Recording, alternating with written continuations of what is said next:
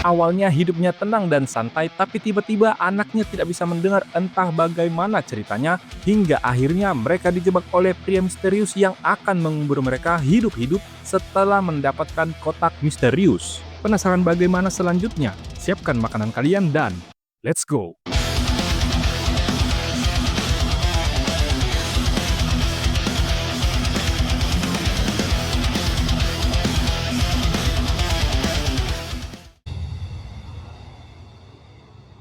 And how goddamn long has she been gone this time? Kali ini cerita dimulai dari sepasang orang tua yang kesal melihat anak gadisnya yang belum pulang sampai tengah malam karena si anak memang terkenal suka dengan pergaulan bebas dan dunia malam, maka si ayah pun takut mana tahu tiba-tiba anaknya hamidun. Tapi berkat alat pelacak yang sudah ditanam, mereka pun menuju lokasi terakhir si anak. Saking kesalnya, si ayah berencana mengurung anaknya di kamar dengan kombinasi nomor acak yang hanya dirinya tahu untuk membukanya. Dan sampailah mereka di diskotik pedesaan.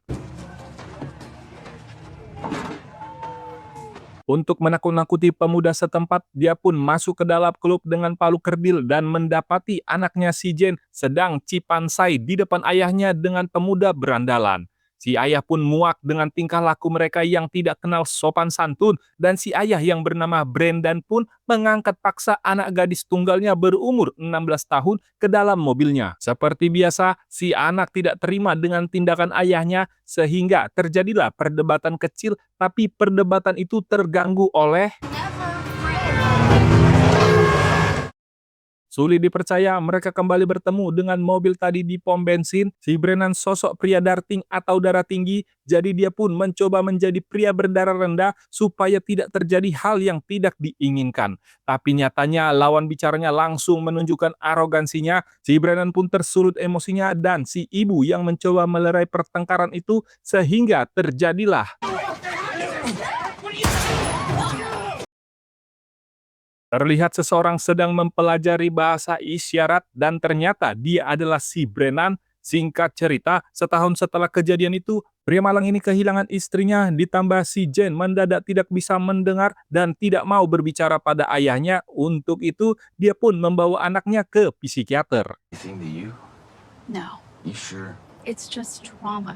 Si Brennan punya teori, mana tahu karena kejadian itu membuat si Jen diet bicara dan lewat psikiater mungkin si Jen akan mau berbicara, tapi menurut dokter anaknya mengalami kerusakan gendang telinga sehingga si Jen didiagnosa tuli sementara. Hey, just talk to me. Rencananya pekan ini akan diisi kegiatan menjernihkan pikiran seperti laki-laki pada umumnya, apalagi kalau bukan memancing. Untuk itu, si ayah berniat mengajak putrinya untuk mendapatkan sensasi hati gembira saat umpannya dimakan ikan, tapi si Jen menolaknya dengan kasar.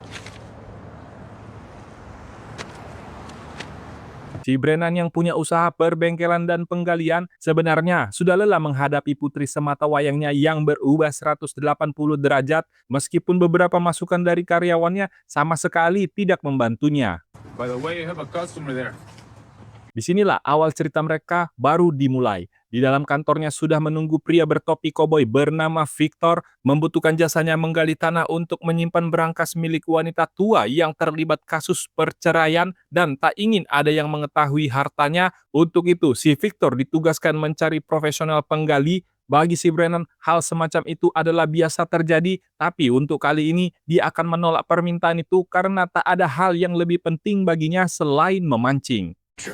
And see what we're dealing with. Damn. Tapi si Victor langsung membuat si Brennan berubah pikiran saat bayarannya sebesar $100.000 atau setara 1 miliar lebih dalam jangka waktu 1 minggu dengan uang muka $30.000.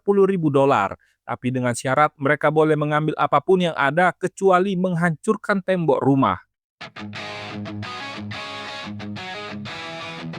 Singkat cerita, sampailah mereka bertiga, di antaranya ada si Brennan, si Jen dan karyawannya di tempat yang disetujui, yaitu sebuah rumah kosong yang sudah lama tidak ditempati. Terlihat si Jen sangat kecewa bahwa di tempat itu tidak ada air, listrik sudah diputus, diperburuk dengan kepadatan penduduk sangat tipis dengan jarak sekitar 1 kilometer per rumah. Tiba-tiba, Entah dari mana, tiba-tiba muncul anak lajang mencurigakan keluar dari kamar. Mengambil langkah aman, si Brennan pun berniat memanggil polisi, tapi justru yang dilakukan anaknya adalah kebalikan dari ayahnya, yaitu memberi makan pria yang bernama Asep Bengkel. Si Asep ternyata sudah 3 hari tinggal di sana, bukan karena kasus kriminal berat, hanya kejahatan kecil seperti melarikan mobil milik majikannya.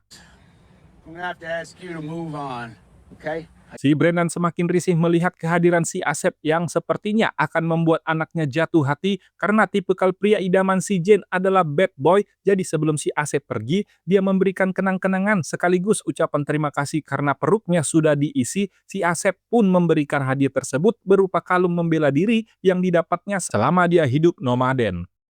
Akhirnya mulailah pengerjaan penggalian, tapi sebelum itu mereka melepas seluruh perabotan rumah untuk jaga-jaga dari hal yang tidak diinginkan dan awal dari masalah pun dimulai.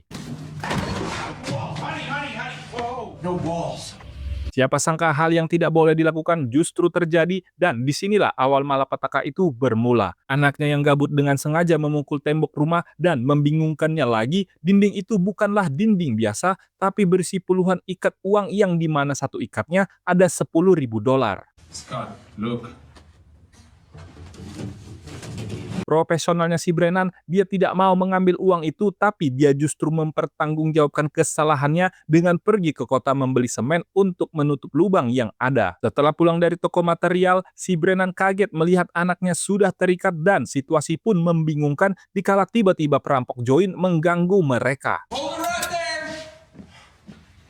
Siapa yang mengira di tempat seterpencil itu ada perampok yang datang bukan untuk merampas uang dan mengambil barang-barang berharga, melainkan mereka hanya ingin 3 orang ini dikubur teras tanpa tahu penyebabnya. Saat 2 perampok suami istri ini memperdebatkan hal yang tidak penting, karyawan si Brennan pun beraksi. Rekan si Brennan bernasib naas membuat si mamang perampok akan mempersingkat waktu, tapi lobian si Brennan justru membuat mereka berpikir 2 kali, di mana tugas yang diberikan adalah menggali. Itu artinya akan ada hal yang tidak dimengerti oleh orang awam seperti mengoperasikan alat khusus menggali atau menemukan masalah seperti batu keras. This sort of business, neither one of He's us. just trying to save his ass. Yang tadinya rencana awal si perampok adalah cukup menggunakan tenaga mereka sendiri dan menggunakan alat-alat yang tersedia, di diskusi singkat itu pun selesai menghasilkan improvisasi rencana dan lobian si Brennan berhasil masuk akal si mamang perampok yang tidak mau mengeluarkan keringat. How do I know I can trust you? You don't.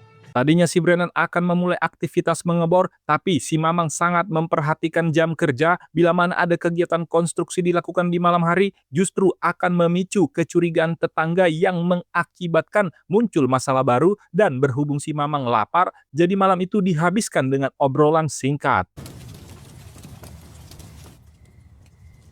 Ketika si Jane sedang menyiapkan kopi, mendengar obrolan sesama pria dewasa yang ternyata selama ini sosok pria di balik topeng itu adalah si Victor dan pasangannya yang tempo lalu datang ke kantor si Brennan membutuhkan jasa penggalian. No thanks.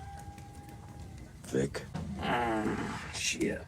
Dimulai dari topik pembicaraan laki-laki yang awalnya dari kisah para nabi sampai bagaimana kehidupan si Brennan. Di sana secara detail dia menceritakan bagaimana istrinya bisa meninggal dan alasannya tidak melapor polisi karena pada saat itu si Brennan juga dalam masa pengawasan polisi karena terlibat kejahatan kecil, sehingga muncullah pertanyaan dari si teteh perampok, apakah si Brennan menyalahkan anaknya? Memang tidak dipungkiri kalau si Jane tidak pergi ke diskotik pedesaan, mungkin si ibu masih bisa rebahan di kasur, tapi meskipun itu terjadi, kondisi si Brennan dan anaknya menjadi terbalik. Si Jane yang tersinggung pun langsung kasih paham.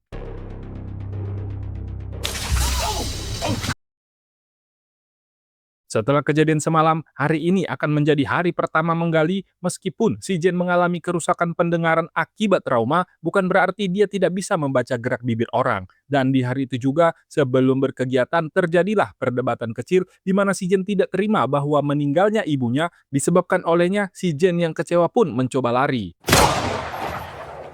Missed.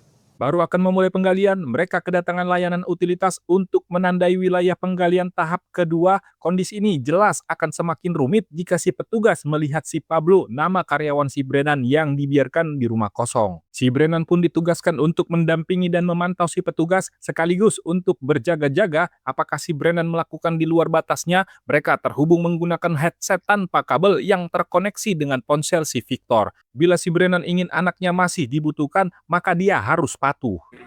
Howdy. Can I help you? Pelan-pelan si petugas pun mulai menandai batas-batas wilayah area kerja. Selama itu juga si Brennan terus mengoceh tanpa henti meskipun selalu diabaikan sehingga membuat si Victor mulai muak dan tiba-tiba perangkatnya menuju rumah yang artinya di sana masih ada bekas darah dan jasad rekan si Brennan. Untungnya di saat mempertaruhkan hidup dan mati si petugas, di sana sudah standby si Teteh untuk mengeksekusi jikalau si petugas menemukan atau merasakan ada yang aneh. Tiba-tiba perangkatnya kehilangan sinyal menandakan kalau tugasnya ternyata sudah selesai. Pada akhirnya si petugas pun mulai risih dengan ocehan si Brennan tentang bagaimana cara menelepon polisi yang dari tadi terus ngomong tapi sebenarnya itu adalah kode kalau dia sedang membutuhkan bantuan. Di sisi lain si petugas justru memandang si Brennan orang yang aneh. Singkat cerita, pengeboran hampir selesai. Menunggu adalah hal yang paling membosankan, apalagi berada di padang gurun tandus nan gersang, tidak ada kegiatan lain yang bisa dilakukan selain bekerja atau tidur. Diperlihatkan si Teteh mulai bosan dan sedikit temperamental, terjadilah perdebatan kecil yang ujung-ujungnya terjadi kokang-mengkokang. Si Jin sekilas memperhatikan dari kaca, sepertinya mereka sedang sibuk, itu artinya ini adalah kesempatan yang bagus untuk kabur dengan alasan setelah penggalian ini selesai, mereka juga akan tetap meninggoy. Tapi si ayah tetap konsisten dengan pekerjaannya, mana tahu dia bisa bernegosiasi setelah ini semua selesai. Mempertimbangkan perkataan si Jen, sepakatlah mereka untuk sporing atau bahasa umumnya kabur. Sejauh mata memandang, memang hanya ada gurun dan gurun, tapi yang jelas kabur aja dulu adalah cara yang tepat. Barangkali mereka menemukan mobil yang bisa ditumpangi untuk menjauh dari tempat tak berpenghuni ini. Di saat si Victor hampir mencapai titiknya, suasana menjadi hening, pertanda sesuatu telah terjadi. Diperlihatkan juga si Brennan sudah mencapai di jalan raya dan sesuai prediksinya terlihat semua kosong tak berpenghuni. Tapi untungnya mobil pertama muncul dari kejauhan yang akan menjadi titik terang pelarian mereka. Tetapi di saat keadaan makin tegang, muncullah si Asek bengkel dan menemukan jasad di rumah itu. Semakin dia penasaran, semakin terancamlah hidupnya sampai dia melihat tanda plastik di luar rumah. Guys, who's the party crasher? Mengira si Jen dalam bahaya, justru dirinya lah sedang di ujung tanduk. Kali ini si Brennan mencoba melobi kembali, barangkali caranya untuk kedua kali berhasil, tapi apa daya, si Victor yang tidak mau mengambil resiko dan tidak membutuhkan tambahan lowong kerja. Dan sampailah di penantian akhir tujuan utama, penggalian teras yang membosankan. Akhirnya terlihat sesuatu sengaja dikubur yang masih menjadi misteri, isinya di dalam sebuah kotak kayu besar dan beraroma keringat ikan paus.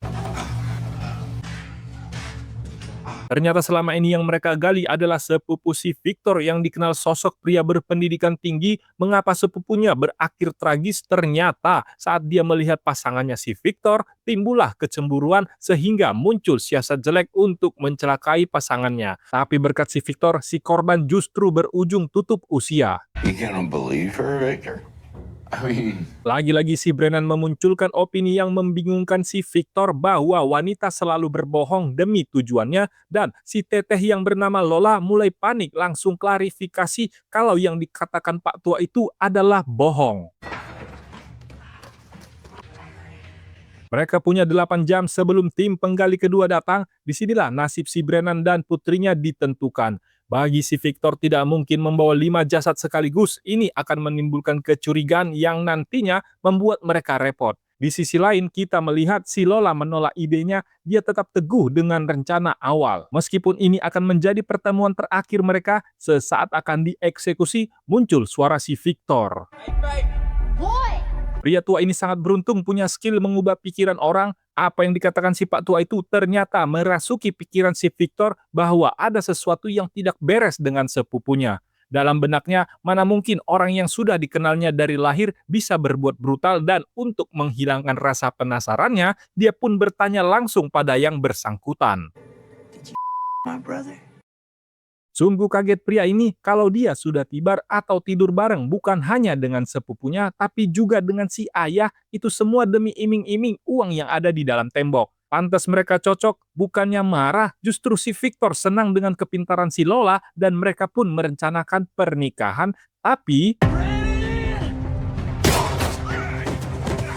sayangnya percobaan mereka tidak lebih cepat dari peluru sehingga si Brennan kena dampaknya. Di saat bersamaan, dia merasakan kesakitan dan melihat anaknya digebuk-gebuk. Di situasi dalam tekanan, si Jen mampu berpikir tenang dan langsung mengeluarkan kalung pemberian si Asep sekaligus membayar perbuatannya untuk teman baiknya.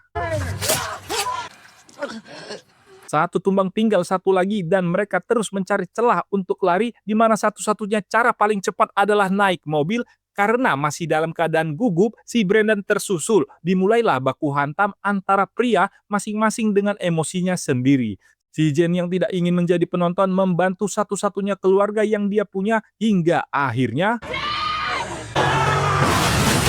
untuk pertama kalinya, dia pun bersuara memanggil nama ayahnya sekaligus menamatkan cerita singkat ini yang sepertinya viewer penasaran dengan ending ceritanya.